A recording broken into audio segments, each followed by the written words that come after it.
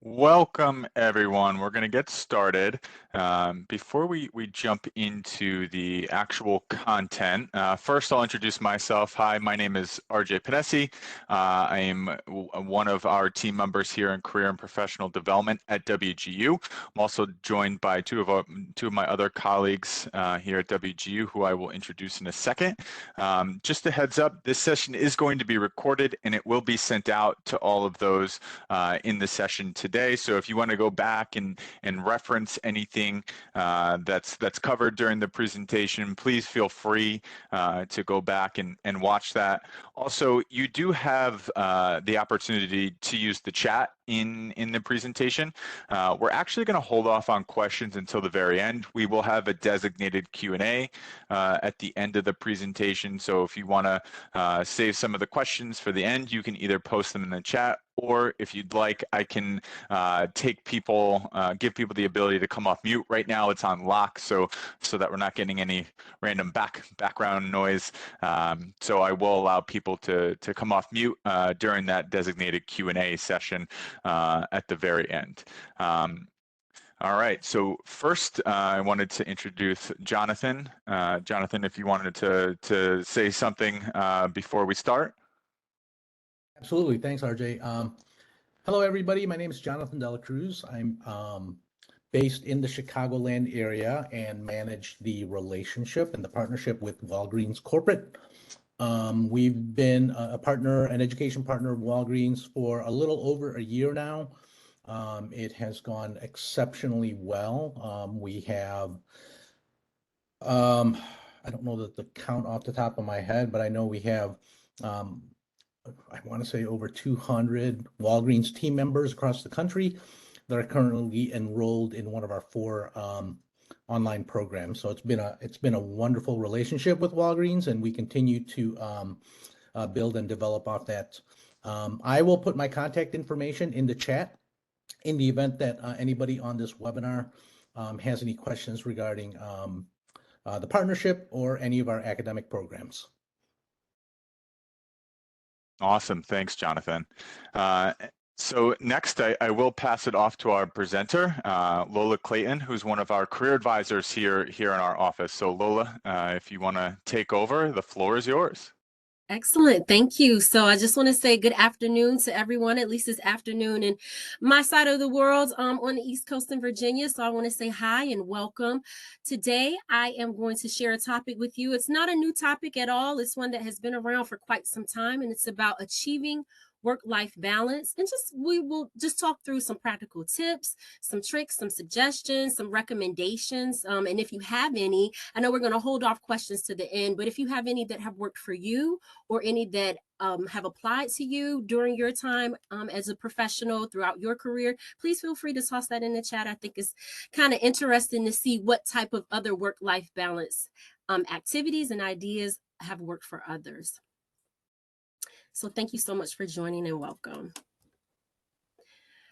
All right, so I will talk through the presentation. If you have any questions, of course, I'm sure you can reach out to Jonathan or RJ, or with me being a career advisor here at WGU, we do have our own email inbox. So any questions about the presentation that you may have directly, please feel free to address them at careers@wgu.edu. RJ kindly addressed that this presentation will be recorded, so you will have the opportunity to view it a little bit later, just in case questions may arise at the conclusion. So here's an overview of our agenda and the points that we will go over today. What exactly is work-life balance? I know it's a term that, again, it's not new. It's been around for quite some time. But what does it mean to you and to others? We'll talk through thoughts to improve work-life balance. We'll also talk about promoting it, and then we will review any questions that may come up. So to get started, defining work-life balance can look very similar to what feels content to you. What does your day-to-day productivity feel like to you? what decisions you're making. It also begins with your mindset. Some have said that work-life balance to them looks like being able to have a certain amount of time for work, a certain amount of time for recreational activities, and a certain amount of time for family. But that balance is not just for everybody. So it's actually what looks like contentment to you. And so what's really important with this too is why does work-life balance even matter? What's the thought behind it? Well, it's a few things here that's pointed out.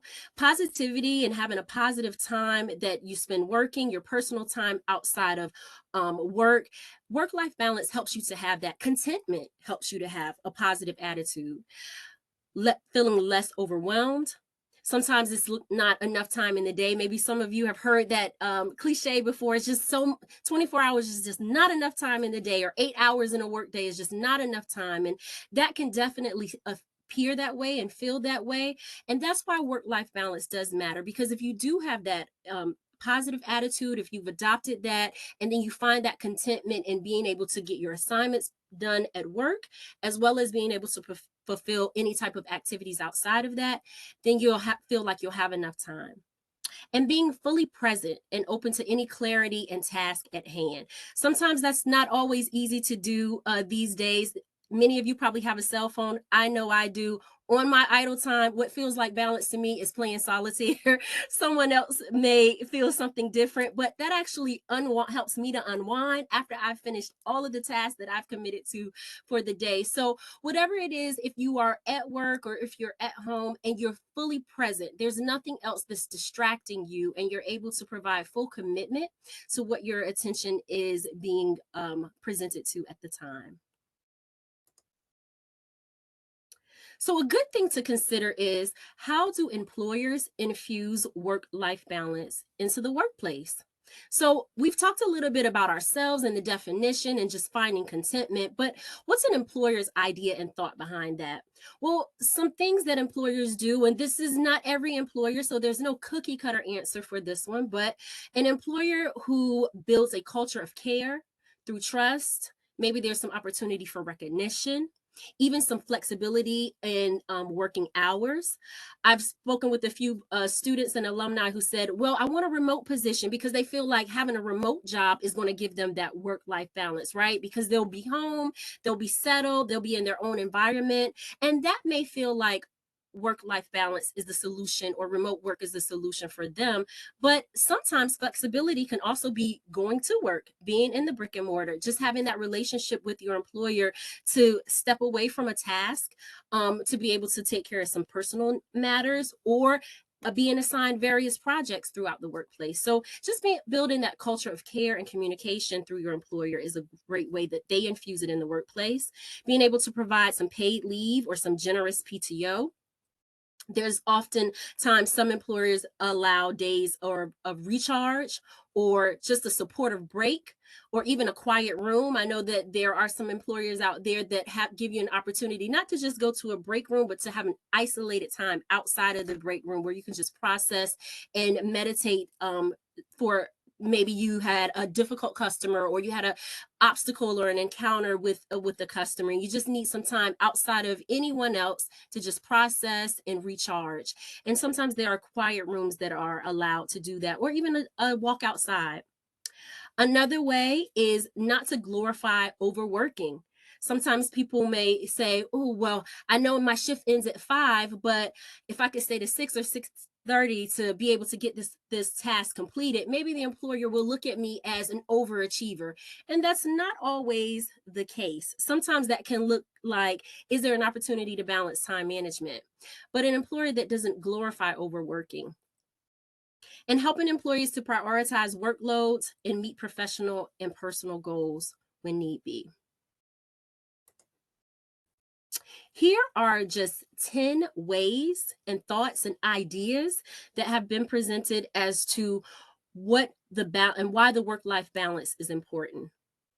Well, reason number one is it could mean less stress.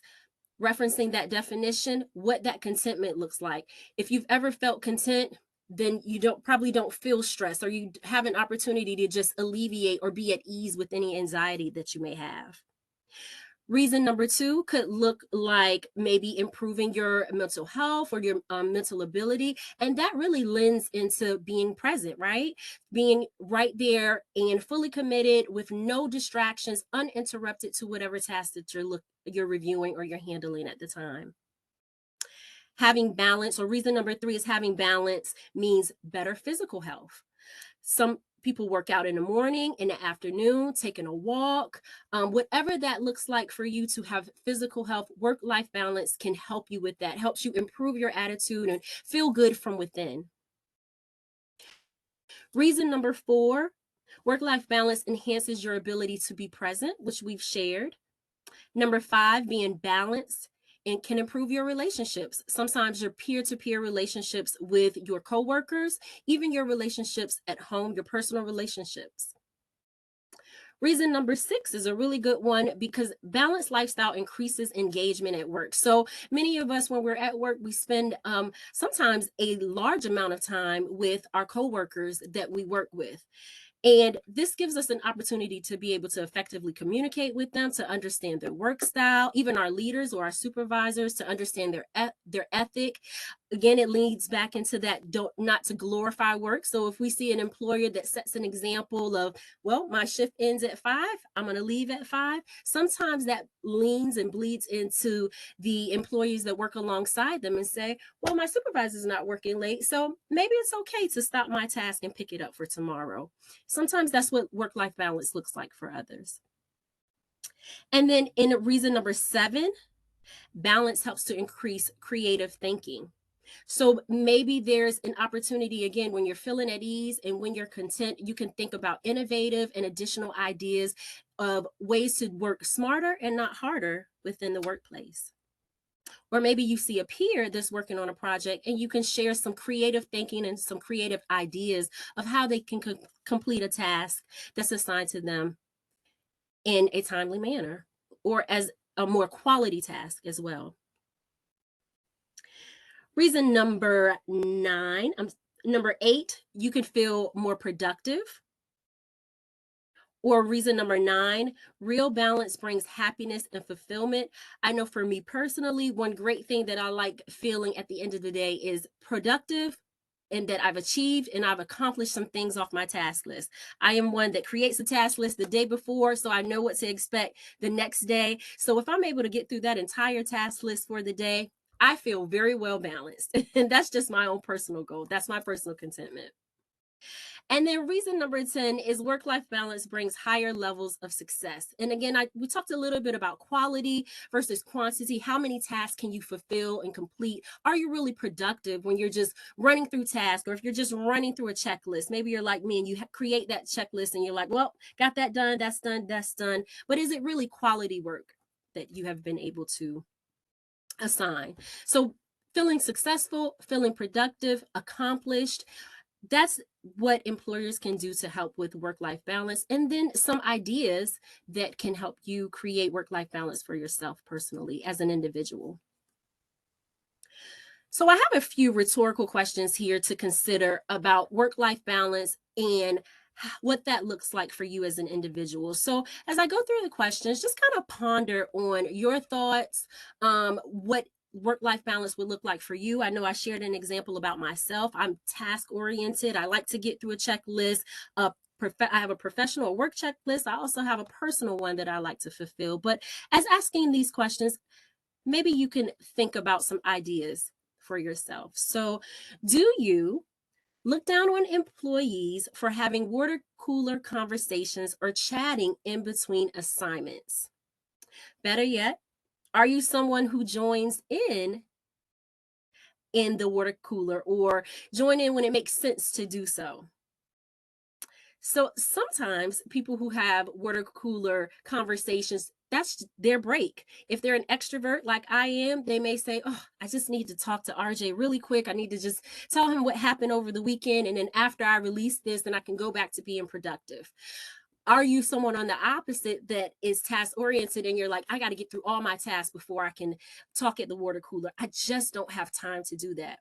So again, there's really no right or wrong answer. The right or wrong answer is, what is contentment to you? And if contentment is getting through your task, making sure all your assignments are complete before engaging in any side conversations that are not related to the workplace, that is totally fine and appropriate.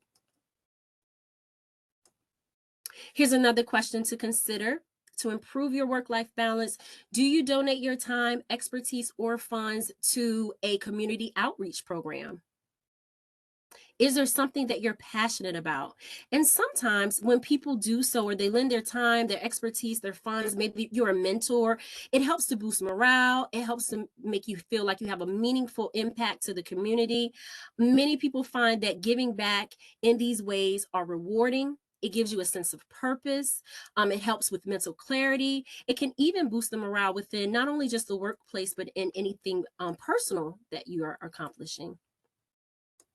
The great thing about donating your time or lending yourself is sometimes some people find that it gives you an equilibrium of contentment for yourself, which will be able to help you find some peace and contentment and productivity in your performance.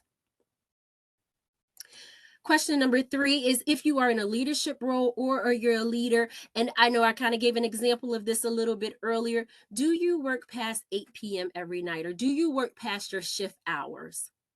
Again, some could view it as, that's an opportunity for looking at time management, reevaluating your tasks that you have accomplished in the day.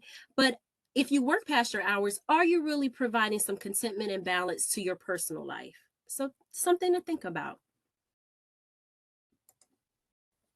Question number 4 talks about including exercise in your daily routine. If you have an opportunity to do that, some have said that they've noticed an impact on their productivity, such as completing tasks early in the day. Maybe you're an early riser. There's also a breathing technique that has been identified, and it's not my breathing technique. It's one considered by Dr. Well. He is a professional, a psychology professional, and he calls it the 4-7-8 breathing method. And maybe some of you are familiar with it, but if not, it sounds a little bit like this. You count to 4 while breathing deeply, inhaling and exhaling through your nose. You will probably, step number 2, notice that your belly will expand, or it should expand, at least if you are breathing by counting to 4. And then step number 3, count to 7 while holding a deep breath. And then step number 4, count to 8 slowly while exhaling through your mouth. And then repeat the steps 4 more times. Just a good activity if you're not doing any type of physical exercise that you can do very briefly. Maybe takes a couple of minutes to just refresh, recharge, and recollect your thoughts so that it can help you be a little bit more productive in whatever task you're managing at the time. And our next question is, make yourself available to the experiences and perspective of people you respect and find invaluable. So what does that mean? That means maybe you are in your career and you're considering a 3 to 5 to 7 year plan to elevate to a leadership role or a different position, or maybe you want to pivot to a different position. Are you connecting with the mentor? Are you connecting with someone that's already in that role? Have you made yourself available to do so? The reason why this could potentially be helpful in infusing work-life balance professionally or personally is relationships with experienced professionals or industry experts can help provide some sort of guidance that gives you an opportunity to learn from situations that you have not experienced, or that you can learn from any mistakes that they have made.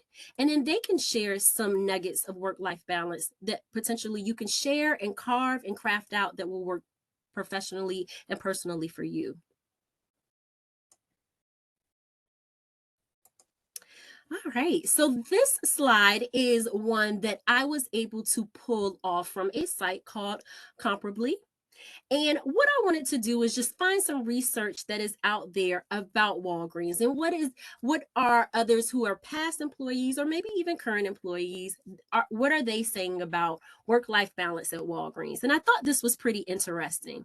And what I really thought was interesting was the data and the statistics behind it. So there are 3 responses, as you can see on the right side of the slide, but there are in 2020 reported to be 331,000 employees working at Walgreens. So that's a bit of a ratio, right? 331,000. But what I uncovered is that these 3 employee comments related to work-life balance sounded more like personal things that they would like to incorporate versus what on the left-hand side our data shows how Walgreens has infused work-life balance. So what I thought was really important is Walgreens employees generally work 8.6 hours a day. And that's on average, I think, with any employer. So that's fair. Employees at Walgreens report that the work pace is extremely fast. So, and I think there may be some breaks depending on what your responsibilities may be. On a typical day, employees at Walgreens have no meetings. So that gives you some opportunity maybe for some water cooler conversation or even to take a quick break outside or multiple breaks. 76% of Walgreens employees look forward to interacting with their team each and every day. That is great to hear. That is really good to hear. That means there's some communication, some engagement, peer-to-peer relationships within the workplace. Walgreens employees most often take 0 to 10 paid vacation and sick days each year. So it's good to know that Walgreens, one, provides that generous PTO time that's available to you and to see that employees are taking them. And when it comes to work-life balance, that's really important because those days are used to recharge, reset, and again, come back with full clarity for your position and your task. Another great statistic I found was 52% of Walgreens employees report that they are happy with their work-life balance. And again, there's no right or wrong, and there's no set out definition of what work-life balance means to each individual, yet it is indeed contentment. And Walgreens employees typically get valuable feedback on how to improve at work every week. And then 59% of Walgreens employees call their work environment positive. So I thought these statistics were very good to hear, especially compared to some other ones that I read in doing this research. So kudos to Walgreens and the employer overall for what they're able to provide and assist with work-life balance for employees at all levels. So thoughts around how you can promote work-life balance just as an individual. What are some things that you can do? Well, one thing is you can help someone to set boundaries when appropriate. So maybe you do see someone that's task oriented and they're really trying to get through all their tasks, or like me, their checklist for the day. Could maybe you say, hey, would you like to take a break and walk outside? Or is there something that I can do to assist you, to help you with your task?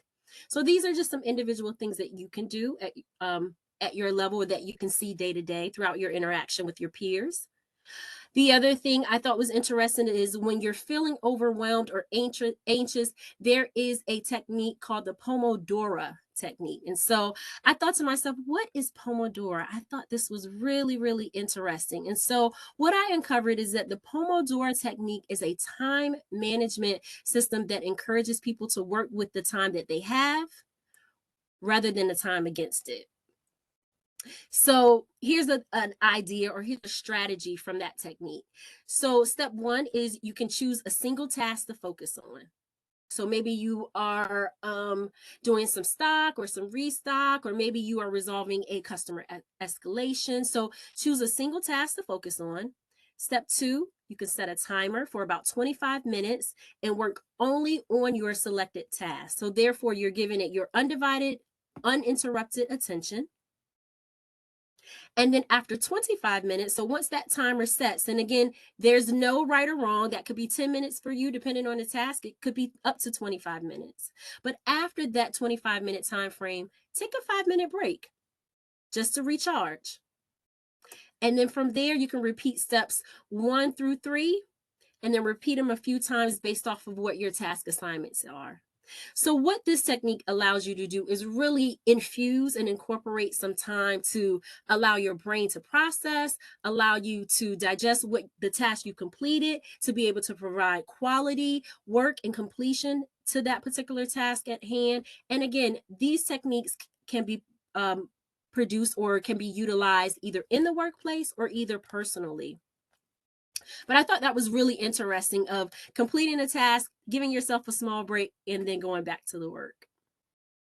And then what I'd also like to share from this slide is sharing responsibility. So we talked a little bit about that, helping others out, and then make work fun in the opportunity that you can. Some of the ideas that were presented is make the break room feel like an area of relaxation, maybe put some zen to it, or if you're someone like me, I just like to see the sunshine. So that is enough zen for me to be able to process the break. And then, are there any questions? Thank you so much for listening to our content. Maybe you're able to walk away with a few nuggets from the presentation today, but are there any questions for me? And then just so everybody is aware, you can either post those questions in the chat, or if you would like to unmute yourself, you now have that capability to ask any questions that you might have.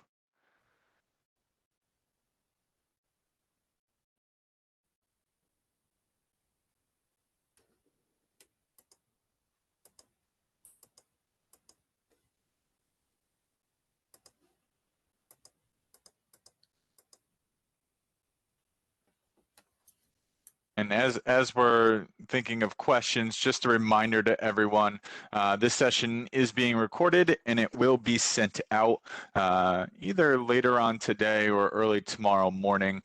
So if you want to go back and listen through any of the content that we reviewed today, please feel free to go back and rewatch this recording. I'd like to ask the group if anybody on here has anything that they do that helps them with the work-life balance. I think we could all learn from one another.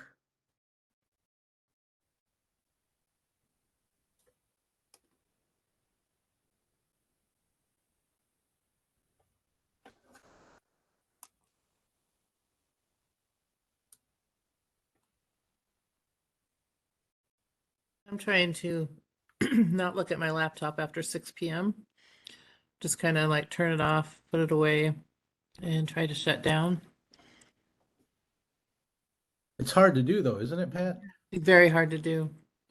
Now I just look at my phone, but I am at least trying. Yeah, I was just gonna say, you can shut off your laptop, which is what I do, but our phones are attached to our hip, and so I know for me, I shut it down at 5 o'clock. I turn my laptop off, but I have my phone, and so whenever my Teams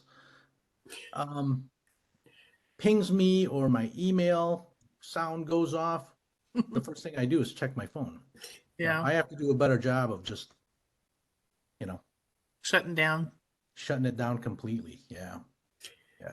Thank you for sharing that. I'm guilty of that as well. And even just to receive the notification, it's the responding. Sometimes it takes discipline to say, okay, you read it. You can still respond at a later time. You do not have to take action and respond immediately. So thanks for sharing that. Especially on weekends. Especially on weekends.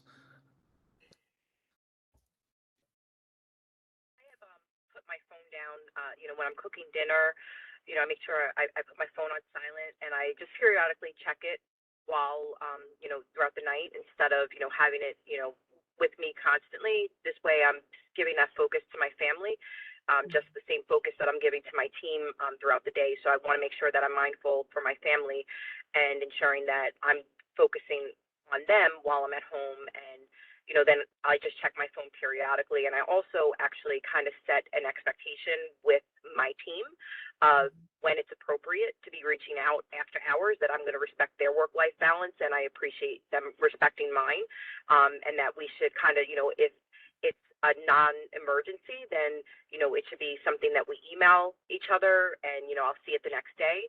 If it's an emergency, if, the store was robbed or on fire, or, we need to close down, then that's an appropriate time to reach out, and I'll be there to respond to them. So just kind of setting those boundaries with your team and respecting those boundaries with them as well. Excellent. Thank you for sharing that. That definitely, when I was conducting my research for the information for the presentation, I really wanted to see a leader's perspective and how that can be shared. Because we all, just as a parent, your children mirror what you do. Sometimes leaders set that tone and expectations. So I really appreciate you sharing, because it is something that can trickle down to others. I really like in the chat too, there's a few comments. Someone says that they set a goal of 250 steps every hour. So I can get out my chair, I can move, give my brain an opportunity to recharge. That's amazing. These cell phones, again, are attached to us like our jewelry is. And so do not disturb mode is also an opportunity to utilize that. And then getting a routine of getting exercise. And if that's physical exercise, great. But even if it's a breathing is also an exercise in itself that can help us out. So if that's what exercise looks like to you, then that's wonderful. Thank you for those comments. Another thing that I do is, especially with Walgreens, if you set your work hours in your Outlook calendar, and if somebody has their work hour set and you go to email them and it's after their hours, it'll ask you if you want to delay send the email. And I always do that. That way nobody has that ping at 8 o'clock in the afternoon or 8 o'clock at night and they feel like they have to answer. It delivers it when they're in their working hour, in their working hours. On the weekends, I do not take my work phone out with me, because I figure if there is a real crisis, my team knows how to get a hold of me. They all have, they have my personal cell if there's an emergency. So Friday afternoon, once everything's cleared out, I plug it into charge and I do not pick it up again until Monday morning. Mm-hmm. It takes a lot of discipline, but you have to, if you can't do it for yourself, then, Yep. That's an excellent point. And, hearing from people who have managerial responsibilities and kind of drawing that line and setting the tone with your subordinates is so important, because many of us who have our boss, our own bosses, they set the tone for how we work. And if they're constantly working past working hours and on weekends, at least for me, I almost feel like I'm obligated to respond, right? Even though I'm not on the clock. And so hearing from a couple of you who have team members underneath you, or you're responsible for them, setting that boundary, I think, is important. And I'm sure they all appreciate the fact that you want them to have their work-life balance as well, have their personal time with their families, loved ones, friends, or for themselves. So I appreciate that feedback. I also think it's about it's more about actions more than words. If your team is showing that, if you can show your team that even if it's to your boss, these are my working hours. This is, especially now, there's not as much of the stigma around mental health. Like, I have to care for me. Like, if you don't care for yourself, you can't care for others. And if you can demonstrate, like, these are my working hours, this is, this is when it's acceptable to contact me after hours, that kind of stuff. I think that your team will start to take on those characteristics also. And if they don't, at the very least, they will start to respect your self-care time. And not everybody has to do it. Not everybody's going to do it. But I think that if you don't practice your own self-care, then nobody's going to come around after you and go, okay, well, it's time to go do your exercises now. And, oh, no, let's put the cell phone down. We're all adults, and you have to demonstrate that. And it's not only just necessarily for your team, but for the people the parents that have kids. Our kids are already addicted to screens. So, like, I have my 17-year-old the other day, I said, oh my gosh, I said, go outside and talk to people. Like, I don't want to see you, like in the days, we rode our bikes everywhere, and our mom never knew where we were at, but like, I told him, I said, go outside and talk to people. I don't want to see you inside the house for at least 30 minutes. Take the dogs for a walk, go, I don't want to see you. So if for parents, if you can, we have to teach, our kids mimic what we do. Mm-hmm. And if you got a 3, 4, 5-year-old and they see that you're always picking up your phone, it probably makes them feel less of a priority Mhm. when they should be the priority. Mhm. And B, they're going to learn that behavior and they're going to put their noses in those phones and those tablets and those TVs. And we got to limit that screen time anyway. So lead by example. Yeah. For sure. Yep. Absolutely. I heard some really good points about email etiquette. I thought was a great one about setting that time. And the great thing about the email etiquette, as well as, and I think it was Monica, you also shared about setting the tone as a leader for when to shut it off for your anyone that's working with you. The great thing about that is even if they don't respect your time or they still respond to an email, when they become a leader or when they take on another position, that's particularly a attitude that they can adopt. You are setting the tone and you're setting something that they can share as they elevate professionally throughout their career. And so I think that's really an amazing idea, and they'll be able to see the reason, because we talked a little bit about the reason why work-life balance matters, and so they will be able to apply that eventually as they continue to grow as a professional. So I think those are some great things. In the chat too, there were some comments about be committed to work-life balance whenever possible.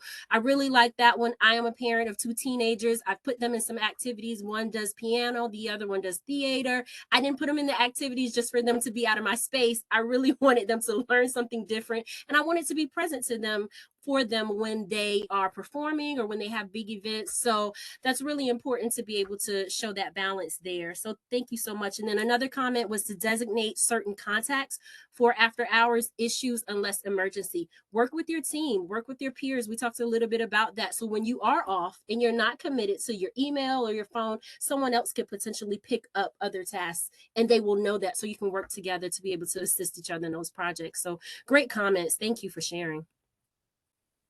I think also another area of concern is if you travel, it's very easy when you're away from your family and you're traveling. You're like, oh, you hole up in your hotel room for, and you work until 7, 8, 9 o'clock at night that you don't normally do. So keeping that self-care going through travel is very important too. It helps keep that burnout. Yeah, absolutely.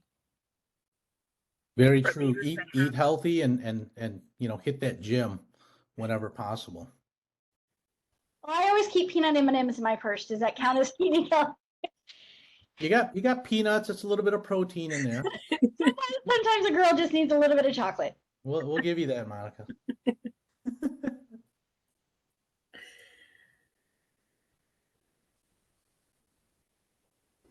Any other comments, questions?